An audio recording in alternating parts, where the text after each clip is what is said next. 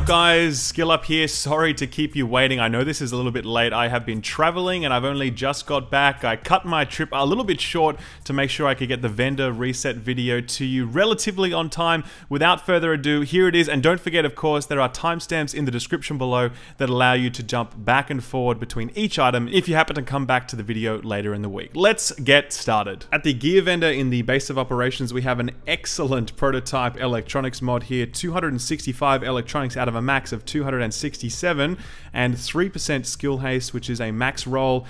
Skill haste is getting a lot more play these days as people are picking up the hybrid builds more and more.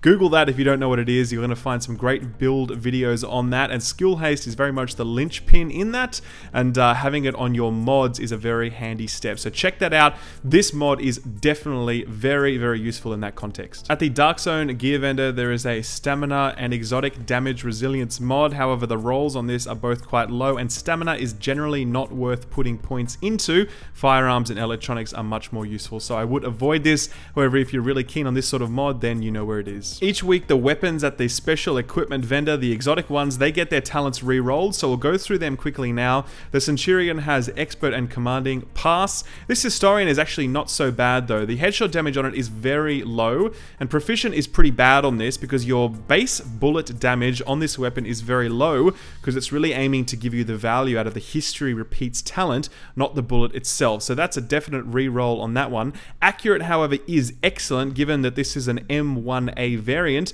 It has a lot of reticle bloom and it does require a fair amount of stacked accuracy to be able to get the most out of it. So I'd say get rid of this proficient, keep the accurate, history repeats of course, and even though the headshot damage is quite low, you might find some use with this. The Cassidy has rolled capable, dominant, and boomstick pass. This Pecan is unforgiving, destructive, and Pecan. Now, the Pecan is very much a PvE-focused weapon. Unforgiving is a fairly PvP-focused talent. It doesn't synergize particularly well, so I would recommend giving this one a pass. And the Liberator this week has rolled skilled, prepared, and brutal. Prepared is a bit further than the M4 variant. This is the Liberator's an M4. It's a bit further away than it's comfortable, so it's not a great talent there. Brutal as well. This thing has a fair amount of recoil, so landing consistent headshots is a little bit tricky, and skill does have a very high electronics requirement. It's typically best sat in the third slot, so again, I would give this one a miss. This MP7 has rolled sustained, predatory, and hurried. Not bad for PvE. It's going to give you plenty of healing, some higher base health, as well as some nice throughput from that really quick 1 second reload. This tactical mask here has a near max stamina roll, but unfortunately stamina isn't that exciting in patch 1.6, so I'd probably give this one a miss, even though it can look pretty damn sexy. This Spec Ops armor has rolled for Vigorous, which is very popular these days as it's the foundation of the hybrid build a lot of people are now running. It's got 12-17 electronics in it, which is again something you would want, even though the electronics roll is on the low side. It maxes out at 1272 in that slot. The enemy armor damage is okay in PvE, but terrible in PvP, and the all resistance is an absolutely awful stat that you would almost absolutely have to roll away. This Striker's Harness has rolled quite well. High base stamina, base health, or resistance, which you can roll away, and ammo capacity, which is what you'd want in that base slot. There is a nimble holster there this week, but unfortunately the rolls in it are quite low, though thankfully it does have base health, which allows you to re-roll one of these stats as you please. This pair of Deadeye gloves does warrant a look. It's got 1120 firearms, which is obviously very low, but it does have crit hit chance, it does have marksman rifle damage, and it does have enemy armor damage. Enemy armor damage not great in PvP as I mentioned before, but still very strong in PvE. Obviously the Deadeye gear set excels in the PvP context, so the fact that it does have that enemy armor damage and the low firearms on it is frustrating. You're probably going to need to roll that one away, or maybe if you want to, you can re-roll this firearms and try your luck at something better.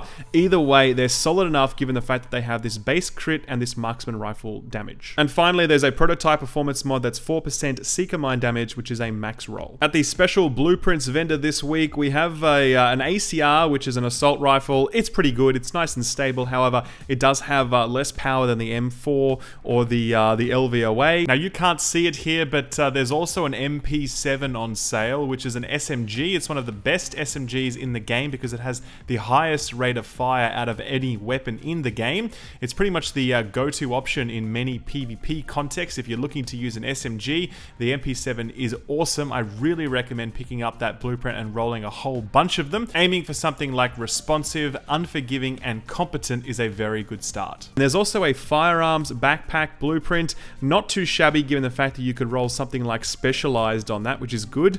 Probably the best purchase this week, though, is actually this holster blueprint. I don't think we've seen that in quite some time. Rolling a whole bunch of these allows you to get nimble, which, as we know, is quite strong and is in fact going to be nerfed in the upcoming patch. So enjoy it while you can. Pick up this blueprint, roll a whole bunch of nimble holsters, and yeah, and have some fun with it. At the Autumn's Hope Safe House, we have a prototype performance mod that's rolled for support station range 7.5%, which is a max roll. At the Madison Stand Safe House, we have a very solid pair of Savage gloves, but there are some caveats. First of all, it's base stamina, which is generally not what you want, and it's only 1215 out of a max of 1272, so it's a bit on the low side. It's not really the stat we're chasing either.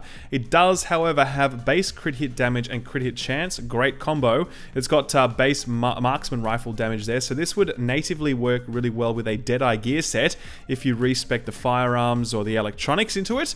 Great. If, however, you want to use a different type of weapon, then obviously you would need to use that there and you'd be stuck with the stamina. Either way, the fact that it's got that crit hit damage and that chance there is a really, really solid start. There's also a prototype firearms mod. It's 246 firearms and 2,928 skill power. Both of these are on the very low end of the spectrum, but at least the combination is there if you need it. At the Southpaw Safe House, we have a refreshed mask here. This one increases all healing by 30% when you're healing in the last health segment. 1255 electronics out of a max of 1272. 4% health on kill, which is pretty solid, and burn resistance, which is the bit of the sort of the go-to stat that you'd want if you're using this thing in PvP, which you generally would most of the time. If it's a refresh mask, it's generally best for that environment. Not a bad roll on that there. At the Grindhouse Safe House, there's a crit-based sight here. It's the 552 Holosight, 7.5% critical hit chance, optimal range, and 4% critical hit damage. The Holosight is one of the best ways to stack on additional crit. Be aware there is a crit cap of 60%, and it's fairly easy to hit that, but if you're not really building it towards it elsewhere, then this site is one of the best ways to help reach it. At the East 64th Street DZ checkpoint, two things worth talking about here. First of all, prototype electronics mod, 241 electronics, quite low, 2.5% exotic damage resilience, which is a max roll. Bit of a crappy mod, but at least you do get that combination of electronics and exotic damage resilience, which will help you survive against those one-shot seeker mines. Secondly, the prototype performance mod here is 5.5% first aid self-heal. The max roll there is 6%, so this is fairly close. A very useful mod to be running if you are playing solo. At the Park Avenue DZ checkpoint, we've got ourselves a really nice Scar L here. It's an assault rifle, 21% enemy armor damage out of a max of 23. It's got destructive, it's got responsive, and it's got brutal. So if you're feeling really comfortable about using this thing in PvE, which I'd really recommend because of the destructive and brutal combination, this thing is good because it has a very, very stable recoil profile. Like, it's really nice to use. So the per bullet damage isn't exciting. The RPM is definitely on the lower side. It is less damage than other weapons, but this is a very strong combination of talents. I think you get a lot of use out of this thing if you are using it in that 10-meter range. If you've got enough health to be able to survive, maybe an overheal to keep yourself nice and safe, I'm sure you'll get some good value out of this weapon. At the East 53rd Street DZ checkpoint, another pair of Savage gloves, this time even better. Base electronics, very good start. 1249 out of 1272 is a sort of mid to upper tier roll, so not bad there. It's got the critical hit damage, it's got the critical hit chance, both great, and finally it has skill haste on it, which obviously you actually might want that, to be honest with you, depending on how you want to build yourself out.